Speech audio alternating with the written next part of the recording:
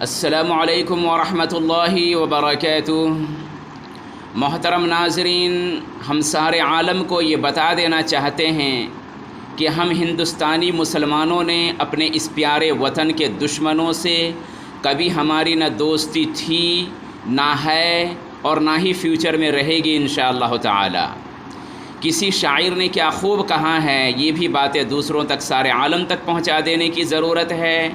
کہ ہم ملک کے دشمن کو ہم دم نہیں رکھتے، ہم ملک کے دشمن کو ہم دم نہیں رکھتے، ملک سے اونچا کوئی پرچم نہیں رکھتے۔ تم شوق سے تلاشی لو ہمارے گھروں اور مدرسوں کی،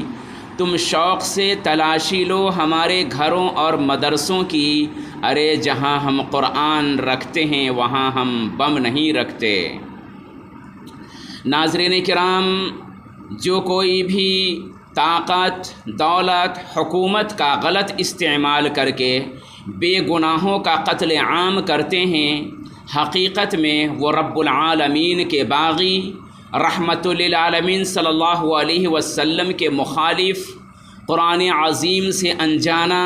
احادیث طیبہ سے بیگانہ ہیں، اور وہ مذہب اسلام کا دشمن ہے،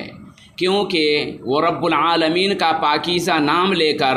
عالم اسلام کو بدنام کرنے کی ناپاک کوشش کرتے ہیں۔ ناظرین کرام، دہشت گردوں اور قاتلوں کا نہ ہی تو کوئی دھرم ہوتا ہے اور نہ ہی کوئی مذہب۔